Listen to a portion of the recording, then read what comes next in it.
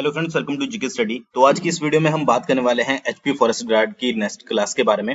और इसमें जो है हम फॉरेस्ट से रिलेटेड इंपॉर्टेंट क्वेश्चन डिस्कस करेंगे। मेनली हमारा जो फोकस रहेगा वो इंडियन फॉरेस्ट के ऊपर रहेगा, जो भी इंपॉर्टेंट क्वेश्चन बनते हैं, और उसके साथ साथ कुछ इंपॉर्टेंट एचपी के भी हम कवर करेंगे।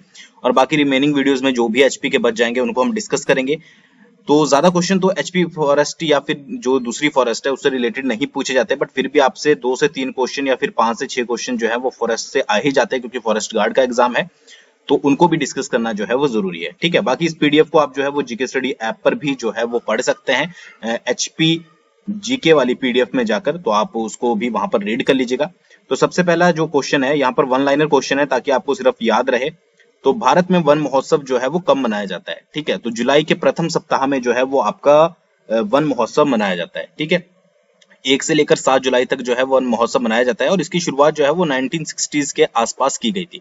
तो एक पर्टिकुलर आपसे कोई जो है वो ईयर नहीं पूछा जाएगा कि कब इसकी शुरुआत की गई थी। सिंपल सा आपको याद रखना है, अगर आपसे पूछा जाए तो 1960s के आसपास, और जुलाई का जो प्रथम सप्ताह होता है, पूरा होता है, उसमें जो है वो आपका वन महोत्सव मनाया जाता है। ठीक है, नेक्स्ट है वनों के किस हेतु कौन सी नीति चलाई गई है? ठीक है, यहाँ पर यह है वनों से रिलेटेड जो है वो कौन सी नीति चलाई गई है।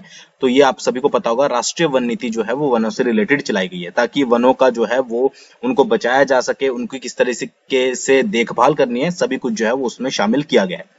नेक्स्ट है राष्ट्रीय वन नीति का शुभारंभ जो है वो कब किया गया था? ठीक है, तो राष्ट्रीय वन नीति का शुभारंभ जो किया गया था वो 1952 में किया गया था। ये क्वेश्चन जो पूछा जाता है वो आफ्टर इंडिपेंडेंस पूछा जाता है 1952 में। अगर आप इसकी थोड़ी डिटेल की बात करें तो सबसे पहले जो आपकी राष्ट्रीय वन नीति घोषित की गई थी वो 1894 में की गई थी, 1894 में। ठीक है, बट ये पहले थी। उसके बाद क्या हुआ कि 1952 में इसको जो है वो संशोधित किया गया, और उसके बाद जो है दोबारा से इसको संशोधित किया गया था 1988 में। तो ये तीन आपको जो है वो इंपॉर्टेंट याद रखनी है। अगर आपसे ये पूछ लिया जाए ऑप्शन में 1894 दिया गया है तो आप इसको टिक लगाओगे। ठीक है, उसके बाद 1952 में जो है वो इसको संशोधित किया गया था, उसके बाद 1988 में जो है इसको संशोधित किया गया था। तो ये तीन डेट आपको राष्ट्रीय वन नीति से जो है वो याद रखनी है। नेक्स्ट आपका वनों के कटाव को रोकने के लिए कौन सा आंदोलन चलाया गया था? ठीक है, तो ये सभी को पता होगा, चिपको आंदोलन जो है वो वनों को कटाव को रोकने के लिए चलाया गया था। इसमें होता क्या था कि जो पेड़ होते थे उनसे लोग चिपक जाते थे। ठीक है, और एक चीज याद रखिएगा कि चिपको आंदोलन की शुरुआत जो हुई थी वो 1973 में जो है वो यूपी के चमोली गांव से हुई थी। ठीक है, अब तो वो उत्तराखंड में है। ठीक है, बट पहले जो है वो यूपी में था, चमोली गांव, वहां से हुई थी। बट इससे भी पहले जो है वो एक कुमटुंग गांव था मिजोरम में। ठीक है, वहां से इसकी शुरुआत की गई थी। बट यहाँ पर जो है वो उत्तराखंड में जो है, मतलब कि पहले उत्तर प्रदेश में जो था आपका चमोली, वहां पर इसमें जो है लोगों ने बढ़ चढ़कर भाग लिया था। तो इसलिए जो है वो इस चीज को याद रखा जाता है। ठीक है, तो ये चीज जो है वो आपको याद रखनी है। अगले क्वेश्चन की बात करते हैं, चिपको आंदोलन किसने चलाया था? ठीक है, तो चिपको आंदोलन से किसका नाम जुड़ा है? सुंदरलाल बहुगुणा का। ठीक है, जिनका हाल ही में ही जो है वो निधन हुआ है। तो ये क्वेश्चन भी आपसे बन सकता है। नेक्स्ट है चिपको आंदोलन को किस पुरस्कार से जो है वो सम्मानित किया था? तो राइट लिवलीहुड पुरस्कार से जो है वो चिपको आंदोलन को आपका जो है वो सम्मानित किया गया था। इंपॉर्टेंट याद रखिएगा, चिपको आंदोलन की शुरुआत कब की गई थी? 1973 में। नेक्स्ट आपका फॉरेस्ट रिसर्च इंस्टीट्यूट कहां पर स्थित है? ठीक है, तो फॉरेस्ट रिसर्च इंस्टीट्यूट जिसको बोलते हैं आपका FRI, ठीक है, वो आपका जो है वो देहरादून में स्थित है। ठीक है, देखिए सबसे पहले 1878 में जो है वो फॉरेस्ट स्कूल की स्थापना की गई थी आपके देहरादून में, और उसके बाद जो है वो 1906 में जो है वो इंपीरियल फॉरेस्ट रिसर्च इंस्टीट्यूट के नाम से, जो कि FRI का स्टार्टिंग नाम था, इसको जो है वो ट्रांसफर किया गया था। और उसके बाद 1991 के आसपास जो है इसको FRI बोला जाने लगा। ठीक है, तो इतनी डिटेल तो आपसे नहीं पूछी जाएगी, सिंपल सा याद रखना है आपको फॉरेस्ट रिसर्च इंस्टीट्यूट कहाँ है और ये कब बना था। ठीक है, नेक्स्ट है Indian institute of forest management की स्थापना कब और कहां पर की गई थी? ठीक है, तो 1981 में भोपाल में। दो क्वेश्चन बनते हैं, एक तो ये कि फॉरेस्ट मैनेजमेंट जो है वो कहां पर स्थित है, तो भोपाल में स्थित है। दूसरी कब स्थापना की गई थी? 1981 में। तो ये चीजें दोनों जो है वो आपको याद रखनी है। ठीक है, अगले क्वेश्चन की बात करते हैं, राष्ट्रीय वन नीति के अनुसार देश के कितने % क्षेत्रफल पर वन आवश्यक है? ठीक है, यानी कि जो आपकी राष्ट्रीय वन नीति है उसके अनुसार भाई इतने एरिया पर तो जो है वो आपके वन होने जरूरी है। ठीक है, तो वो है आपकी 33%, याद रखिएगा। नेक्स्ट है भारतीय वन सर्वेक्षण का मुख्यालय कहां पर है? ये मुख्यालय जरूर पूछे जाते हैं, तो देहरादून में जो है वो इसका मुख्यालय स्थित है। ठीक है, उसके बाद राष्ट्रीय पर्यावरण शोध संस्थान कहां पर है? वो है आपका नागपुर में।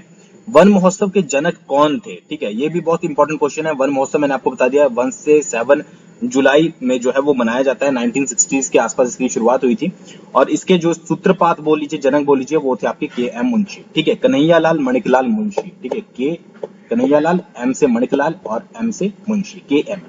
भारत में वनों की ताजा रिपोर्ट कौन जारी करता है? तो भारतीय वन सर्वेक्षण विभाग जो है वो आपका जो ताजा रिपोर्ट होती है वनों की वो जारी करता है, ठीक है। और इसका मुख्यालय कहां पर है? वो है आपका देहरादून। भारत में फिलहाल कितने परसेंट भाग पर वन है? तो 23.81% भाग पर जो है वन है। कितने पर होने चाहिए? 33% भाग पर जो है वो वन होने चाहिए। तो हमें अभी जो है वो और पेड़ लगाने की जरूरत है। नेक्स्ट है, भारत में सबसे अधिक वन किस राज्य में है? तो मध्य प्रदेश में जो है वो सबसे ज्यादा वन पाए जाते हैं, ठीक है। भारतीय वन सर्वेक्षण विभाग की स्थापना कब की गई थी? ये तो आपको पता ही है, 1981 में जो है वो इसकी स्थापना की गई थी। नेक्स्ट है आपका, भारत के किस प्रकार के वन जो है वो सर्वाधिक पाए जाते हैं, ठीक है, यानी कि भारत में किस प्रकार के वनों की जो है वो मात्रा सबसे ज्यादा है? तो उष्णार्ध पतझड़ वन, जो पतझड़ वन होते हैं, ठीक है, उनकी जो सर्वाधिक मात्रा है आपकी भारत में पाई जाती है। भारत में चंदन की लकड़ी के वन सबसे अधिक कहां पाए जाते हैं? तो कर्नाटक में जो है वो चंदन की लकड़ी के वन सबसे ज्यादा पाए जाते हैं। साइलेंट वैली क्यों प्रसिद्ध है? ठीक है, मतलब कि क्यों प्रसिद्ध नहीं है, कहां पर स्थित है? तो वो है आपकी केरल में। फूलों की घाटी कहां पर स्थित है? तो ये उत्तराखंड में है। ये दो क्वेश्चन बहुत बार पूछे गए हैं तो इसको याद रखिएगा। कौन सा राज्य शहतूत रेशम उत्पादित करता है? तो कर्नाटक राज्य जो है वो शहतूत रेशम उत्पादित करता है। भारत में सबसे महत्वपूर्ण व्यावसायिक वन कौन सा है? तो उष्ण कटिबंधीय अर्ध सदाबहार वन जो है वो आपका सबसे महत्वपूर्ण व्यावसायिक वन है। अगले क्वेश्चन की बात करते हैं। भारत में उष्ण कटिबंधीय और शीतोष्ण कटिबंधीय वनों का प्रतिशत कितना है? तो 93% आपके उष्ण कटिबंधीय और 7% आपके शीतोष्ण कटिबंधीय। भारत में सबसे प्रमुख वनस्पति कौन सी है? तो पतझड़ वन सबसे प्रमुख वनस्पति है। इस तरीके के क्वेश्चन ही आपसे पूछे जाते हैं। उष्ण कटिबंधीय सदाबहार वन कहां पाए जाते हैं? तो प्रायद्वीप पठार पर। ये डायरेक्टली आपको जो है वो वन लाइनर याद रखना। भारत वन रिपोर्ट 2011 के अनुसार भारत में विश्व के वनों का कितना परसेंट है? ठीक है, तो वो है आपका 3% है। सबसे कम वन जो है वो भारत के किस राज्य में पाए जाते हैं? तो हरियाणा में जो है वो सबसे कम वन पाए जाते हैं, ठीक है। उसके बाद भारत के पश्चिमी घाट पर किस प्रकार की वनस्पति पाई जाती है? तो सदाहरित जो है वो पश्चिमी घाट पर पाई जाती है, ठीक है जी। दलदली, नेक्स्ट क्वेश्चन की बात करते हैं। दलदली एवं ज्वार भाटा वाले क्षेत्रों में पाए जाने वाले वनों को क्या कहा जाता है? तो वो कहा जाता है मैंग्रोव वन। वनों की दृष्टि से भारत के शीर्ष 3 राज्यों का अवरोही क्रम क्या है? सबसे ज्यादा पाया जाता है आपके मध्य प्रदेश में, उसके बाद पाया जाता है अरुणाचल प्रदेश में, उसके बाद पाए जाते हैं आपके छत्तीसगढ़ में, ठीक है। तो टॉप 3 जो आपके स्टेट्स हैं जिनमें वन पाए जाते हैं सबसे ज्यादा पेड़ मतलब की जंगल, तो ये है, ठीक है, याद रखिएगा। अगले क्वेश्चन की बात करते हैं। कौन सा वृक्ष सदाबहार वृक्षों की श्रेणी में नहीं आता है? ठीक है, तो ये है आपका महोगनी। कितनी ऊंचाई के बाद हिमाचल पर वनस्पति नहीं उगती है? ठीक है, तो 6000 मीटर की ऊंचाई के बाद, ठीक है, ये आपको पता ही है। गंगा ब्रह्मपुत्र के डेल्टाई क्षेत्रों में किस वर्ष की अधिकता के कारण इसे सुंदरवन कहा जाता है? वृक्ष की अधिकता के कारण, तो वो है आपका सुंदरी वृक्ष के कारण जो है इसको सुंदरवन कहा जाता है। भारत में जैव विविधता के ताप स्थल कौन से हैं? ठीक है, तो वो है आपके पूर्वी हिमालय एवं पश्चिमी घाट। भारत के किस भौतिकी प्रदेश में उष्ण कटिबंधीय से लेकर अल्पाइन प्रकार की वनस्पति पाई जाती है? तो उत्तर हिमालय का पर्वतीय प्रदेश, ठीक है, याद रखिएगा। जिस स्थान पर 100 सेंटीमीटर से 200 सेंटीमीटर औसत वर्षा होती है वहां किस प्रकार के वन पाए जाते हैं? उष्णार्ध पतझड़ वन वहां पर पाए जाते हैं। केंद्र सरकार की नए वन नीति की घोषणा कब की थी? मैंने आपको बताया था 1988 में। ये मैंने आपको पूरा बता दिया है कि कब शुरुआत की गई थी, कब जो है वो दूसरी आपकी संशोधन हुआ था और उसके बाद कब जो है वो तीसरा हुआ था। तो ये कुछ इंपॉर्टेंट क्वेश्चन है जो कि आपको सिर्फ इतने ही याद रखने हैं। बाकी कुछ भी इंपॉर्टेंट इनमें से बनेगा तो मैं और भी आपके लिए लेकर आ जाऊंगा, बट ज्यादा आपको डिटेल में जाने की जरूरत नहीं है। मेन आपको हिमाचल के पढ़ने हैं जिसके बारे में हम यहाँ पर बात कर लेते हैं। देखिए, हिमाचल प्रदेश की अगर बात करें सबसे ज्यादा वन जो है वन क्षेत्र कहां पर हुआ है? वो है आपका लाहौल स्पीति में वन क्षेत्र, ठीक है, 10,133 वर्ग किलोमीटर, याद रखिएगा। वन क्षेत्र से यहाँ पर मतलब है कि जिसपे वन हो, जरूरी मतलब कि वन क्षेत्र से रिलेटेड जो कि वनों के अंडर आता है, जिस पर वन हो सकता है, जरूरी नहीं है कि वहां पर वन हो, ठीक है। सबसे कम वन क्षेत्र कहां पर है? हमीरपुर में 219 वर्ग किलोमीटर, ठीक है। तो ये दोनों याद रखिएगा वन क्षेत्र के नाम से।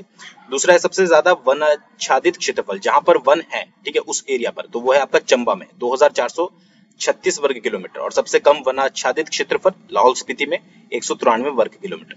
सबसे ज्यादा वन कहां पर पाए जाते हैं? वो पाए जाते हैं सिरमौर में 49.03%। और सबसे कम वन जो है वो लाहौल स्पीति में पाए जाते हैं, जबकि आप यहाँ पर देखोगे कि सबसे ज्यादा क्षेत्र जो है वो लाहौल स्पीति में है, बट यहाँ पर जो है वो सबसे कम वन पाया जाता है, तो 1.41%। ये क्वेश्चन बहुत बार पूछा गया है, ठीक है।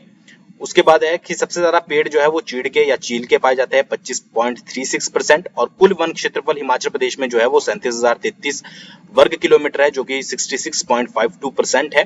और इसमें से जो है वो 14,696 ठीक है, किलोमीटर पर वन है, जो कि कुल क्षेत्रफल का 26.40% है। ठीक है, तो ये सारी परसेंटेज जो है वो आपको याद रखनी है।